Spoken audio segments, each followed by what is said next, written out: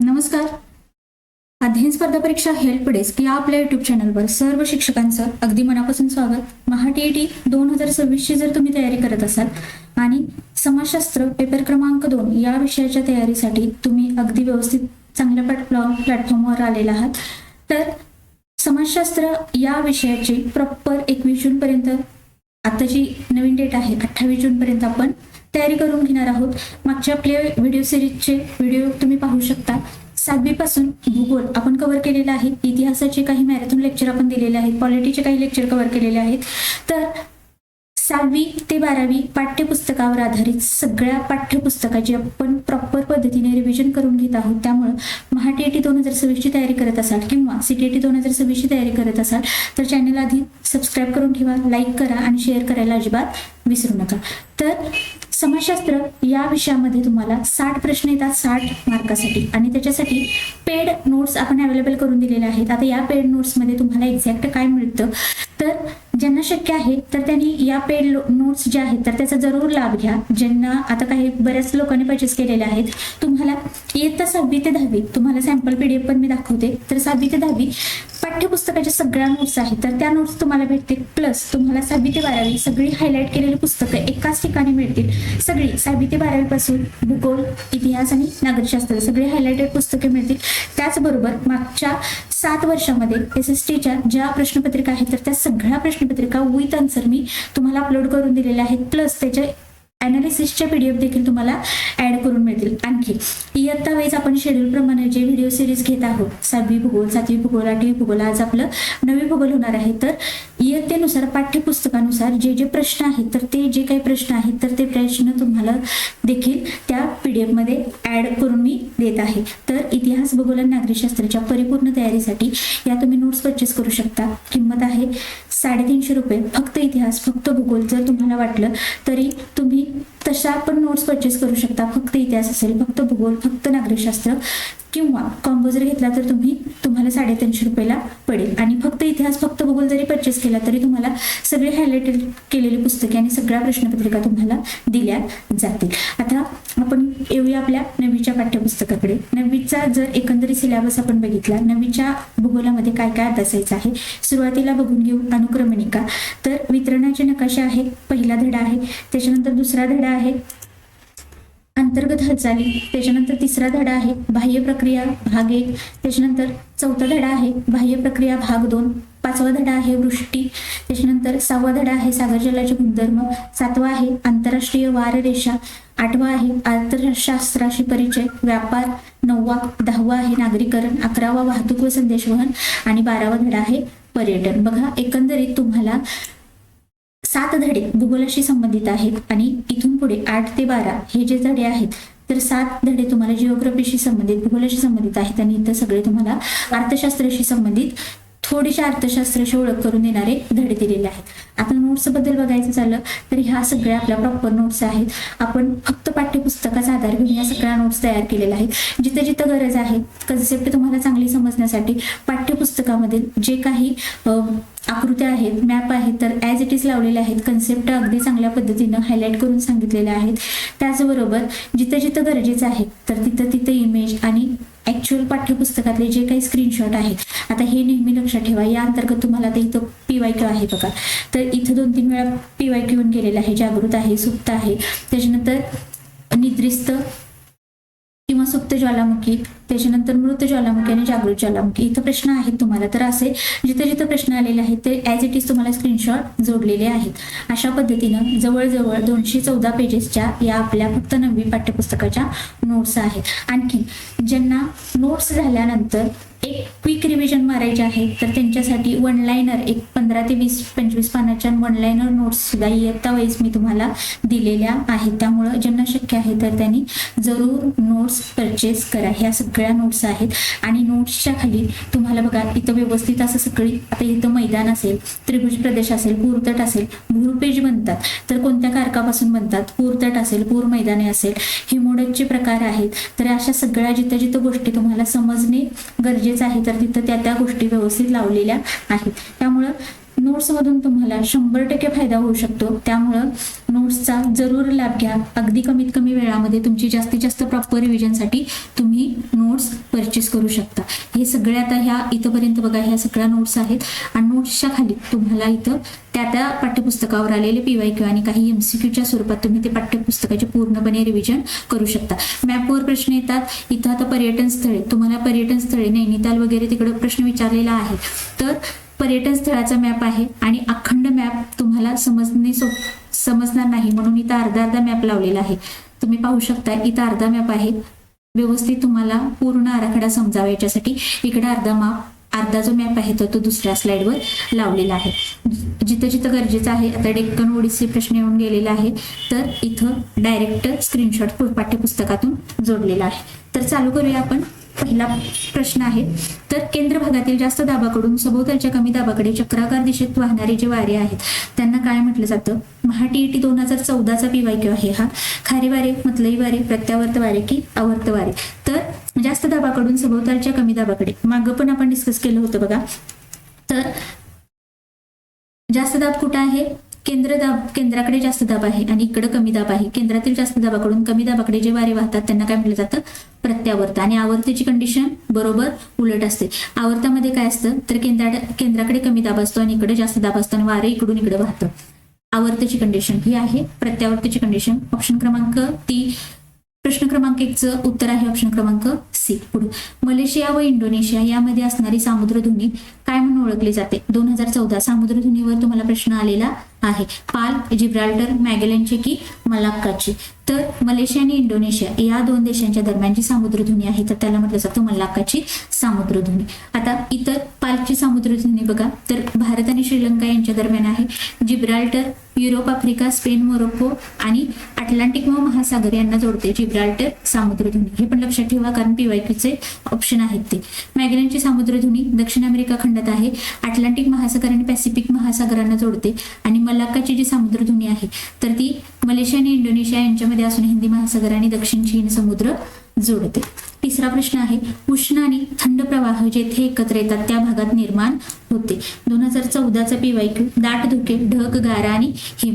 उष्ण प्रवाह आणि थंड प्रवाह जिथे एकत्रित येतात तर तिथं काय तयार होतं? तर दाट धुके तयार होतं. ऑप्शन क्रमांक 1. पुढे 4 नंबर, एखाद्या स्थानिक किंवा प्रादेशिक पातळीवरील वस्तू जागतिक पातळीवर उपलब्ध करून देणे म्हणजे टिंब होय. इथं बघा जागतिक पातळीवर वस्तू उपलब्ध करून देणे, खाजगीकरण, उदारीकरण, जागतिकीकरण आणि स्थानिकीकरण 2014चा PYQ आहे. तर स्थानिक वस्तू किंवा प्रादेशिक पातळीवरील वस्तू जगात उपलब्ध करून देणे. आता समजा आपला इकडचा देवगडचा हापूस आहे तर तो इतर बाकीच्या देशांमध्ये निर्यात केला जातो म्हणजे इतर देशांना पुरविला जातो. याला काय म्हटलं जातं? तर हे जागतिकीकरणचं उदाहरण आहे. ऑप्शन क्रमांक C. 5 नंबर, टिंब बेटे ही जलमग्न पर्वतरांगेची शिखरे आहेत. इथे 2-3 वेळा प्रश्न रिपीट झालेला आहे 2014चा PYQ. तर 5 नंबरचं उत्तर आहे निकोबार बेटे ही जलमग्न पर्वतरांगेची शिखरे आहेत. ऑप्शन क्रमांक A. पुढे पोर्टोरिको गर्ता कोणत्या महासागरातील आहे? 2 गर्ता मी सांगितला होता, मरियाना गर्ता पॅसिफिक महासागर आणि पोर्टोरिको गर्ता अटलांटिक महासागर. कालचं लेक्चर पाहिलं नसेल तर ते पण आधी पाहून घ्या. तर पोर्टोरिको गर्ता ही जी आहे तर ती अटलांटिक महासागरातील आहे. मरियाना गर्ता आणि पोर्टोरिको गर्ता आलटून पालटून प्रश्न आलेले आहेत त्यामुळे या 2 गर्ता व्यवस्थित करायला लक्षात ठेवा. पुढच्या 7 नंबरचा प्रश्न, गहू उत्पादनात जगातील प्रथम क्रमांकाचा देश टिंब आहे. 2014चा PYQ संयुक्त संस्थान भारत, संयुक्त संस्थाने चीन की कॅनडा. तर याचं उत्तर आहे ऑप्शन क्रमांक C. चीन. गहू उत्पादनामध्ये जगातील प्रथम क्रमांकाचा देश आहे चीन. पुढे 8 नंबर, विषुववृत्तीय भागात दररोज दुपारनंतर पडणारा जो पाऊस आहे तर त्याला काय म्हटलं जातं? TET 2016चा PYQ. प्रतिरोध पर्जन्य, आरोह किंवा अभिसरण पर्जन्य, आवर्त पर्जन्य आणि प्रत्यावर्त पर्जन्य. कुठल्या ठिकाणी विचारलेलं आहे? विषुववृत्तीय प्रदेशामध्ये दुपारनंतर जो पाऊस पडतो त्याचं नाव विचारलंय. इथं बघा तुम्हाला इथं पर्जन्याचे प्रकार, त्याच्यामध्ये आरोह आणि अभिसरण पर्जन्य तुम्हाला पाठ्यपुस्तकामध्ये हे सगळं दिलेलं आहे. हे आरोह पर्जन्याचं काय आहे ही इमेज दिलेली आहे. तर आरोह पर्जन्य पहिला समजून घेऊ. तर विषुववृत्तीय प्रदेशात सूर्याच्या उष्णतेमुळे काय होतं? भूपृष्ठ तापते व त्यालगतची जी हवा आहे तर ती तापते आणि हवा तापल्याने प्रसरण पावून हलकी होते व वर जाऊ लागते. उंच गेल्यावरती थंड होते आणि थंड हवेची बाष्पधारण क्षमता कमी असते त्यामुळे हवेतील बाष्पाचे सांद्रीभवन होऊन त्यापासून पाऊस पडतो. आणि इथं सरळ मेन्शन केलेलं आहे विषुववृत्तीय प्रदेशात असा पाऊस बहुधा दुपारनंतर पडतो. आणि प्रश्न बघा, विषुववृत्तीय भागात दररोज दुपारनंतर पडणारा पाऊस कोणता पर्जन्य आहे? हा आरोह किंवा अभिसरण पर्जन्य. उत्तर असेल ऑप्शन क्रमांक बी. तुम्हाला नोट्स सोबत हायलाइट केलेली पुस्तकं सुद्धा मिळणार आहेत, त्यामुळे तुमचं सगळं कन्फ्युजन आहे तर क्लिअरच होणार आहे. तुम्हाला नोट्समधून काही जर पॉईंट अडला तर तुम्ही डायरेक्ट पाठ्यपुस्तकातून जाऊन हायलाइट केलेल्या नोट्स पाहू शकता. इथं बघा मी हायलाइट केलेलं आहे, तिथं प्रश्न आलेला आहे. पुन्हा आफ्रिकेतील कांगो नदीचे खोरे, इथं पण प्रश्न आलेला आहे. आरोह पर्जन्य ज्यावेळी आपण विचारात घेतो ते विषुववृत्तीय प्रदेशात पडतो, त्याचबरोबर आफ्रिकेतील कांगो नदीचे खोरे आणि अमेझॉन नदीच्या खोऱ्यामध्ये, दक्षिण अमेरिकेतील अमेझॉन नदीच्या खोऱ्यामध्ये विषुववृत्तीय भागामध्ये आरोह प्रकारचा पाऊस पडतो. विषुववृत्तीय प्रदेश विचारलाय, आफ्रिका, कांगो नदी, दक्षिण अमेरिका, अमेझॉन नदी, इथे देखील आरोह पर्जन्य पडतो. त्यामुळं हा टॉपिक महत्वाचा आहे. उत्तर असेल आपलं 8 नंबरचा प्रश्न ऑप्शन क्रमांक बी. पुढे 9 नंबर, जमिनीमध्ये आत घुसलेल्या सागराच्या निमुळत्या भाग होत जाणाऱ्या भागास टिंबटिंब म्हणतात. 2014चा PYQ आहे. याच्यामध्ये उत्तर असेल ऑप्शन क्रमांक 9, ऑप्शन क्रमांक सी, आखात. आत घुसलेल्या निमुळत्या होत जाणाऱ्या भागास काय म्हटलं जातं? तर आखात असं म्हटलं जातं. काही प्रश्न 8वीच्या पण पाठ्यपुस्तकातले आहेत, त्यामुळं 9वीचे तर प्रश्न आहेतच, पण जे PYQ आहेत तर ते मागच्या पण त्याचे थोडेफार ऍड केलेले आहेत की तुमची जास्तीत जास्त रिव्हिजन व्हावी. आता उपसागर म्हणजे काय? सामुद्रधुनी, आखात आणि खाडी, जे 4 पर्याय आहेत तर त्या पर्यायांचं व्यवस्थित विश्लेषण बघूया. उपसागर बघा, समुद्राचा जो भाग 3 बाजूने जमिनीने वेढलेला असतो आणि एका बाजूने समुद्राशी जोडलेला असतो त्याला म्हटलं जातं उपसागर. उदाहरणार्थ बंगालचा उपसागर. दुसरा आहे सामुद्रधुनी, 2 मोठ्या जलभागांना जोडणारा आणि 2 जमिनींच्या मध्ये असलेला अरुंद जलमार्ग ज्याला सामुद्रधुनी म्हटलं जातं. उदाहरण पालक सामुद्रधुनी. प्रश्न आलेला आहे पालक सामुद्रधुनी. पुढे आखात. आखात म्हणजे काय बघा, समुद्राचा मोठा भाग जो जमिनीमध्ये आत खोलवर गेलेला असतो आणि 3 बाजूनी जमिनीने वेढलेला असतो. उदाहरणार्थ आहे मेक्सिकोच्या आखात. खाडी. खाडी विश्लेषण बघा, समुद्राच्या काठावर असलेला लहान आणि अरुंद जलभाग जो अनेकदा वाळूच्या पट्ट्याने अंशतः वेगळा झालेला असतो त्याला म्हटलं जातं खाडी. आणि उदाहरण आहे चिल्का खाडी. पुढे 10 नंबर, किनाऱ्यालगत असलेला समुद्रात बुडालेली सर्वात उथळ किंवा किनाऱ्यालगत असलेला समुद्रात बुडालेला सर्वात उथळ जो भाग आहे तर त्याचं नाव काय? खंडांत उतार, भूखंड म्हणजे सागरी मैदान की डोह. 2016चा PYQ आहे. किनाऱ्यालगत असलेला समुद्रात बुडालेला सर्वात उथळ भाग त्याला म्हटलं जातं ऑप्शन क्रमांक बी, भूखंड म्हणजे. बघा असं किनारा असतो आणि किनाऱ्यापासून थोडस इथं काय आहे तर हा जो भाग आहे तर भूखंड मंचाचा भाग आहे. भूखंड मंच. आणि भूखंड मंचापासून इथं खोल भाग जो आहे तर तो आहे खंडांत उतार. खंडांत उतार. खंडांत उतारापासून जर आपण पुढे गेलो तर असतं सागरी मैदान. सागरी मैदान. आणि सागरी मैदानामध्येच तुम्हाला बेटे अशी पाहायला मिळतील. त्याचबरोबर जो खोल भाग आहे तर त्याला डोह म्हटलं जातं आणि अतिशय खोल भाग जो आहे सागरी मैदानामध्ये तर त्याला म्हटलं जातं गर्ता. गर्ता. तर ही महासागर तळ रचनामधल्या काही महत्वाच्या गोष्टी आहेत ज्या तुम्हाला करणे गरजेचे आहे. पुढे 11 नंबर, जगातील सर्वात खोल गर्ता कोणते आहे? 2016 ॲल्युशन गर्ता, कुरिल गर्ता, पोर्टोरिको गर्ता आणि मरियाना गर्ता.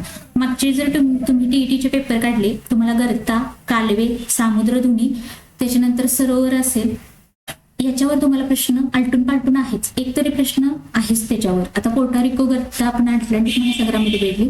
जगातील सर्वात खोल विचारलेलं आहे. सर्वात खोल आहे मरियाना गर्ता आणि कोणत्या महासागरामध्ये आहे तर पॅसिफिक महासागरामध्ये आहे. मरियाना गर्ता कोणत्या महासागरामध्ये आहे तर पॅसिफिक महासागरामध्ये आढळते. पुढे 12 नंबर, जगातील सर्वात मोठे वाळवंट व सर्वात जास्त लांबीची नाईल नदी असलेला खंड कोणता? 7 खंड आहेत. खंडावर एखादा प्रश्न येतो तुम्हाला तर इथं काय विचारलेलं आहे? सर्वात मोठी वाळवंट आणि सर्वात जास्त लांबीची नदी असलेला नाईल नदी असलेला खंड कोणता? 2016चा PYQ, ऑस्ट्रेलिया खंड, आफ्रिका खंड, उत्तर अमेरिका खंड की दक्षिण अमेरिका खंड. तर नाईल नदी कोणत्या खंडामध्ये आहे? आफ्रिका खंडामध्ये. ऑप्शन क्रमांक बी. 13 नंबर, पृथ्वीच्या अंतर्गाभ्यामध्ये टिंबटिंब व टिंबटिंब खनिजे आढळतात. 2016चा PYQ. काल झालाय हा प्रश्न. तर पृथ्वीच्या अंतर्गाभ्यामध्ये लोखंड आणि निखेल, लोह आणि निखेल ही 2 खनिजे आढळतात आणि त्याला आपण निफे म्हणून पण ओळखतो. निफे म्हणून पण ओळखतो. कधी कधी असा पण प्रश्न येऊ शकतो, पृथ्वीच्या अंतर्गाभ्याला निफे म्हटले जाते. कारण निकेल आणि लोह ही 2 खनिजे आढळतात म्हणून ऑप्शन क्रमांक सी. 14 नंबर, चीनमधील लोएसचे मैदान हे टिंबटिंबच्या वाळवंटातून वाहून आणलेल्या वाळूच्या सूक्ष्म कणांच्या निक्षेपणातून तयार झालेले आहे. 9वीचं पाठ्यपुस्तक अभ्यासत असताना महत्वाची भूरूपे जी आहेत तर ती काही अपक्षरणातून आणि काही संचयनातून तयार झालेली आहे, ज्याच्यामध्ये ही नदी आहे, हिमनदी आहे, वारा आहे आणि समुद्री लाटा. तर त्यांच्या अपक्षरण आणि निक्षेपणातून तयार झालेली भूरूपे तुम्हाला दिलेली आहेत. आता इथं विचारलेलं आहे लोएसचं मैदान, तर हे टिंबटिंबच्या वाळवंटातून वाहून आणलेल्या वाळूच्या सूक्ष्म कणांच्या निक्षेपणातून म्हणजे संचयनातून तयार झालेलं भूरूप आहे. कोणत्या वाळवंटातून? बघा, कलहरी, अटाकामा, थरकी, गोबी. तर उत्तर आहे गोबीचं वाळवंट. चीनमध्ये कोणतं वाळवंट आहे? गोबीचे वाळवंट. त्यामुळं लोएसचे मैदान हे संचयनातून तयार झालेले भूरूप कोणत्या वाळवंटातून वाहून आणलेल्या वाळूच्या निक्षेपणातून तयार झालेले आहे? तर गोबी वाळवंटातून वाहून आणलेल्या वाळूच्या निक्षेपणातून तयार झालेला आहे. आता इथं कलहरी वाळवंट, अटाकामा वाळवंट, थर वाळवंट आणि गोबी वाळवंट माहिती दिलेली आहे. कलहरी वाळवंट आहे आफ्रिका खंडामध्ये आणि फक्त खंड लक्षात ठेवा. अटाकामाचं जे आहे तर ते दक्षिण अमेरिका खंडामध्ये आहे. थरचं वाळवंट आहे तर ते आशिया खंडामध्ये आहे आणि गोबीचं जे वाळवंट आहे तर ते देखील आशिया खंडामध्ये आढळतं. आणि गोबीचं जे वाळवंट आहे तर ते थंड कोल्ड डेझर्ट किंवा थंड शीत वाळवंट म्हणून देखील ओळखलं जातं. पुढं 15 नंबर, अंदमान बेटाच्या पूर्व भागातील मध्यभागी असलेल्या टिंबटिंब बेटावर भारतातील एकमेव जिवंत ज्वालामुखी आहे. महाटीईटी 2017चा PYQ. निकोबार बेट, बॅरन बेट, मालदीव बेट आणि लक्षद्वीप बेट. तुम्हाला निद्रिस्त, मृत आणि जागृत ज्वालामुखी उदाहरणं दिलेली आहेत, तर त्यापैकीच एखाद्या उदाहरणावर प्रश्न विचारला जातो आणि मागं जरी प्रश्न पत्रिका आपण बघितल्या तर त्याच उदाहरणातून प्रश्न आलेला आहे. तर आता भारतातील एकमेव जागृत ज्वालामुखी कुठं आहे? बॅरन बेटावर. ऑप्शन क्रमांक बी. 16 नंबर, टिंबटिंब नदीने सुंदरबन नावाचा जगातील सर्वात मोठा त्रिभुज प्रदेश पश्चिम बंगाल व बांगलादेशात तयार केलेला आहे. तर 2 नद्या आहेत, एक आहे गंगा आणि दुसरी आहे ब्रह्मपुत्रा. एक आहे गंगा आणि दुसरे आहे ब्रह्मपुत्रा. तर या दोन्हीपैकी तुम्हाला कोणतं नाव इथं पर्यायामध्ये आहे ते शोधायचं आहे. गंगा आणि ब्रह्मपुत्रा या दोन्हीच्या संचयन कार्यातून त्रिभुज प्रदेश बनलेला आहे, ज्याला म्हटलं जातं सुंदरबन. कुठं आहे? तर पश्चिम बंगालमध्ये आहे. 2017चा PYQ. सिंधू, यमुना, गंगा, सतलज. आता या गंगा आणि ब्रह्मपुत्रापैकी आपल्याला दिसणारी नदी आहे फक्त एकमेव गंगा दिलेली आहे. जर ब्रह्मपुत्रा दिली तर तुमचं उत्तर असेल ब्रह्मपुत्र. त्यामुळं 16 नंबरचं उत्तर असेल ऑप्शन क्रमांक सी. 17 नंबर, असा पण ट्रेंड आहे, तुम्हाला जसे इतिहासामध्ये लोगो बोधचिन्ह विचारले जातात तसं भूगोलामध्ये तुम्हाला हवादाब मापक वगैरे विचारले जातात किंवा भूरूपांची ज्या आकृत्या आहेत तर त्या आकृत्या विचारल्या जातात. आता खालील आकृतीतील गुहाचा योग्य क्रमांक सांगा. इयत्ता 11 पाठ्यपुस्तकामध्ये ऍज इट इज ही आकृती दिलेली आहे तुम्हाला. तर 2017चा PYQ आहे. आता गुहा हा जो पार्ट आहे तर इथं 2 नंबरला आहे बघा. तर हा गुहाचा प्रदेश आहे, त्यामुळे ऑप्शन क्रमांक बी असेल. इयत्ता 9वीच्या पाठ्यपुस्तकामध्ये सुद्धा तुम्हाला अशा पद्धतीने इथं दिलेलं आहे बघा. तर अधोमुखी आणि ऊर्ध्वमुखी लवणस्तंभ आणि गुहा. इथं आहे गुहा आणि विलय विवर. तर चुनखडीच्या प्रदेशामध्ये तयार होणारे हे काय आहेत? घटक आहेत किंवा रासायनिक भूरूपे आहेत. पुढे 18 नंबर, टिंबटिंब अंश रेखावृत्तावरील वेळ ही जागतिक प्रमाणवेळ मानली जाते. 2017चा PYQ. काही मागचे पण PYQ आहेत, जास्तीत जास्त तुमच्या भूगोलची रिव्हिजन व्हावी याच्यासाठी मागचे पण काही ऍड केलेले आहेत. तर ज्यावेळी रेखावृत्त अभ्यासत असतो 0 अंश रेखावृत्त, 180 अंश रेखावृत्त आणि 82.5 पूर्व रेखावृत्त, या 3 रेखावृत्त तुम्हाला माहीतच असणे अपेक्षित आहे. आता इथं काय विचारलेलं आहे? टिंबटिंब अंश रेखावृत्तावरील वेळ ही जागतिक प्रमाणवेळ मानली जाते. तर जागतिक प्रमाणवेळ दर्शवणारं रेखावृत्त आहे 0 अंश रेखावृत्त, ज्याला GMT रेखावृत्त म्हटलं जातं किंवा मूळ रेखावृत्त देखील म्हटलं जातं. मूळ रेखावृत्त आणि त्याच्यावरून काय ठरवली जाते? जागतिक प्रमाणवेळ. पुढे 19 नंबर, मानवी वस्ती नसलेलं खंड कोणतं किंवा मानवी वस्ती नसलेले खंड कोणते?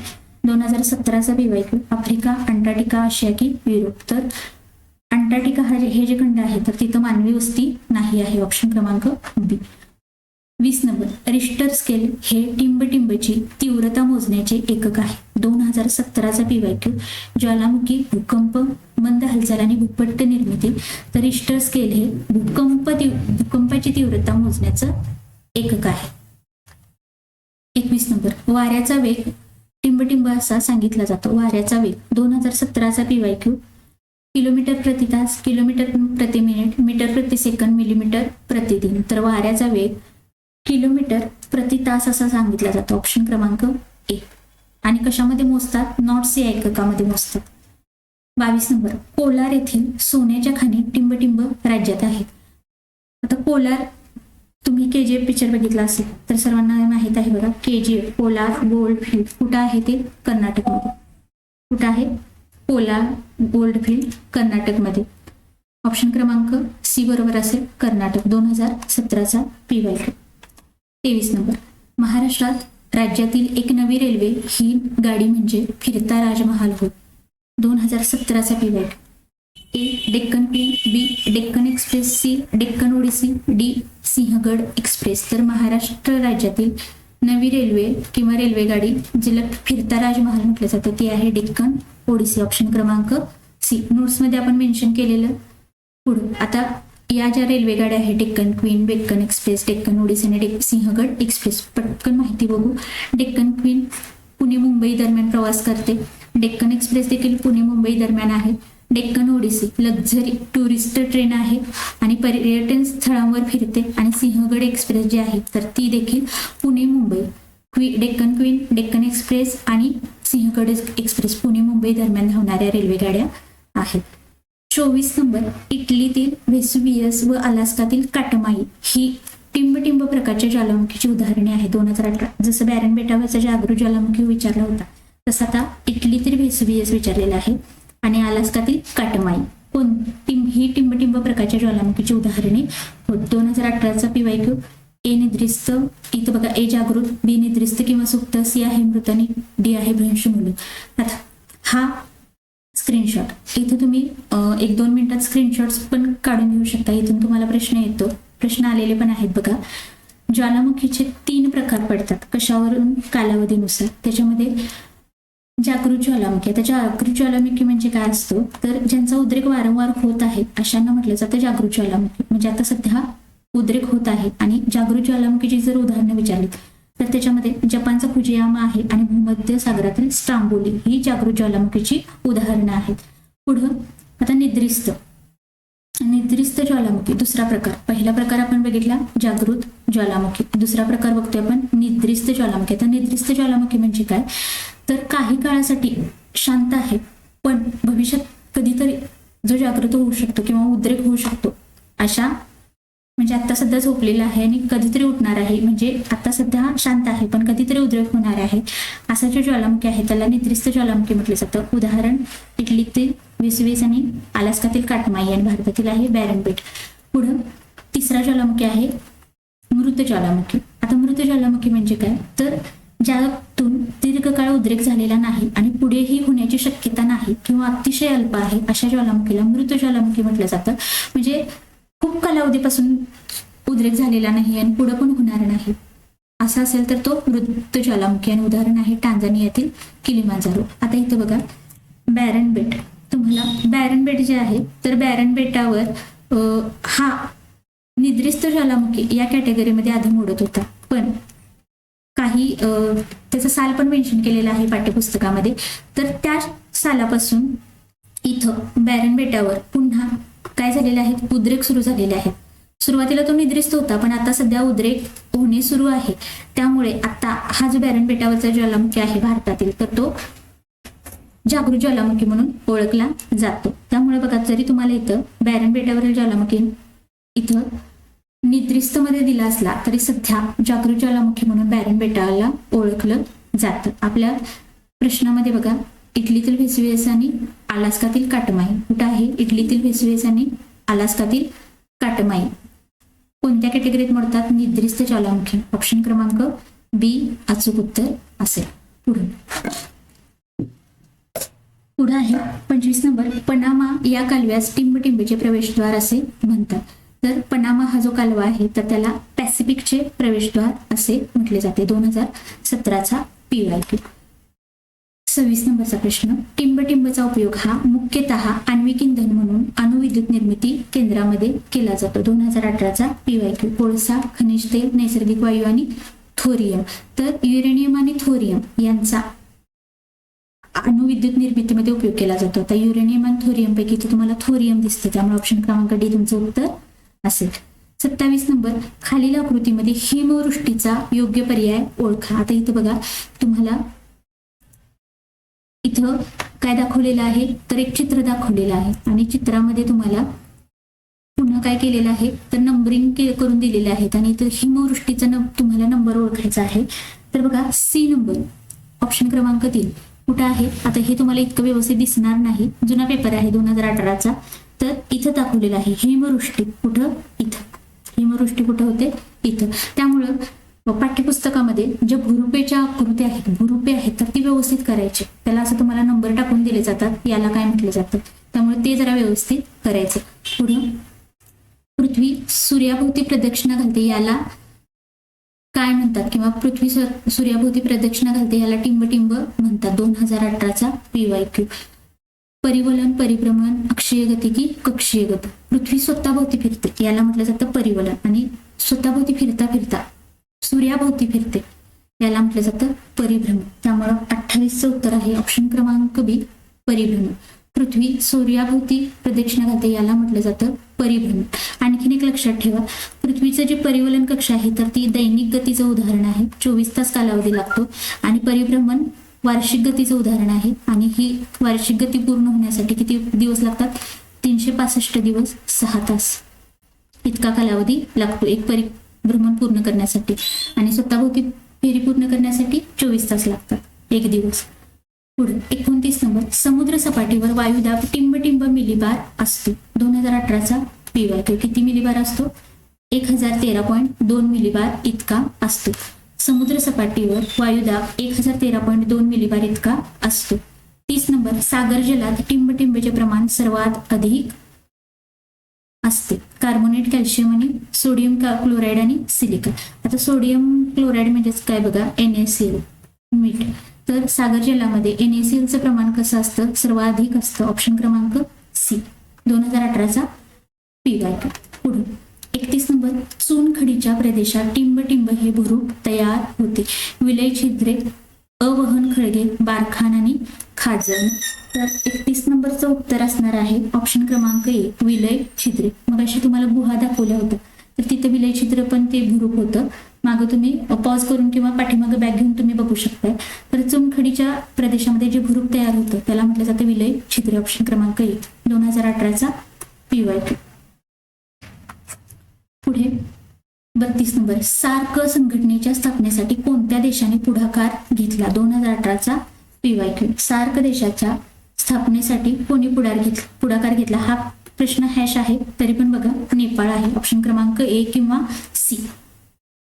33 नंबर, वाहतूक आणि दळणवळण ह्या अर्थव्यवस्थेच्या रक्तवाहिन्या मानल्या जातात. कारण 2018चा PYQ. वाहतूक आणि दळणवळण ह्या अर्थव्यवस्थेच्या रक्तवाहिन्या मानल्या जातात. त्या भूगोलांतर्गत तुम्हाला अर्थव्यवस्थेची पण ओळख करून दिलेली आहे किंवा अर्थशास्त्राचे पण टॉपिक आहेत.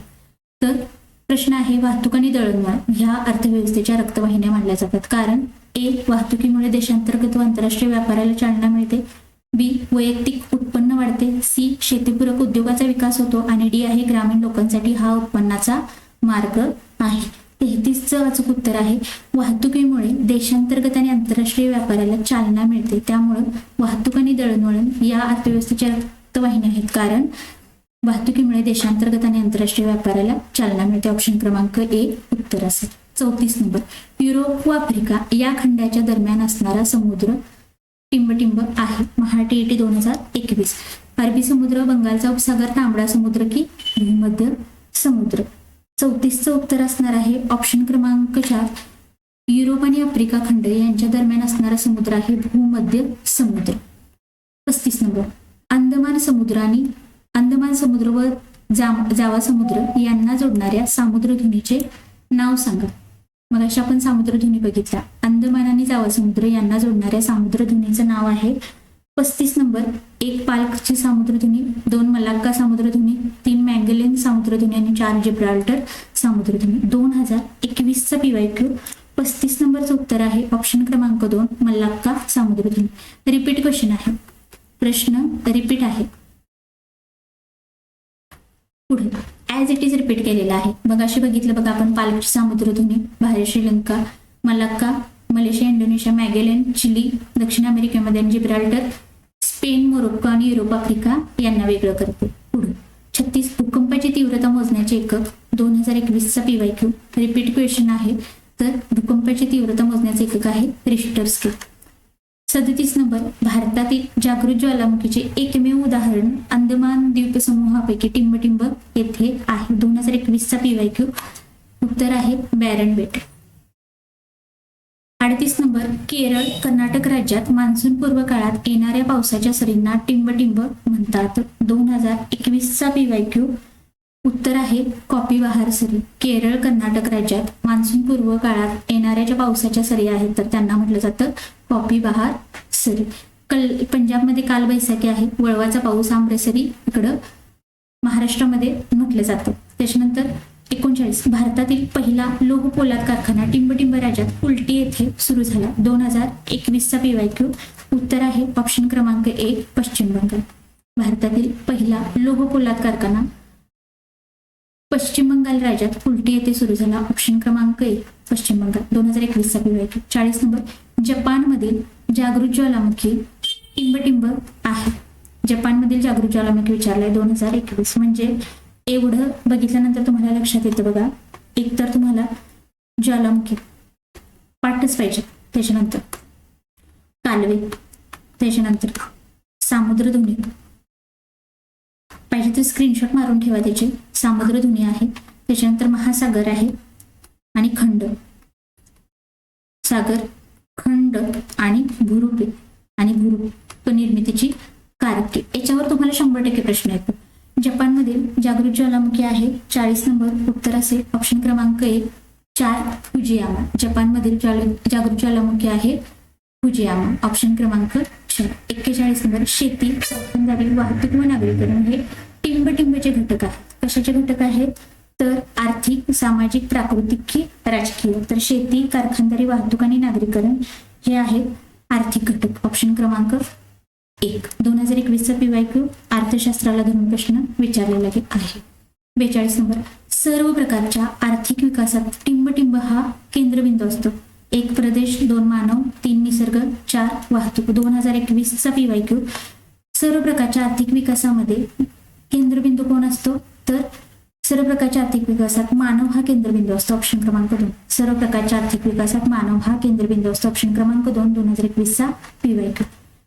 पुढे आता हा 43 नंबरचा प्रश्न आहे. थोडंसं इथं सिक्वेन्स चुकलेला आहे प्रश्नांचा, पण तरी पण बघा. वाळूचा दांडा हे जे भूरूप आहे तर हे या बाह्य कारकामुळे तयार होते. वाळूचा दांडा भूरूप कोणत्या कारकापासून तयार होते ते विचारलेलं आहे. महाटीईटी 2025चा प्रश्न आहे. महाटीईटी 2025. तर 42 हा 43 नंबरचा प्रश्न असणार आहे.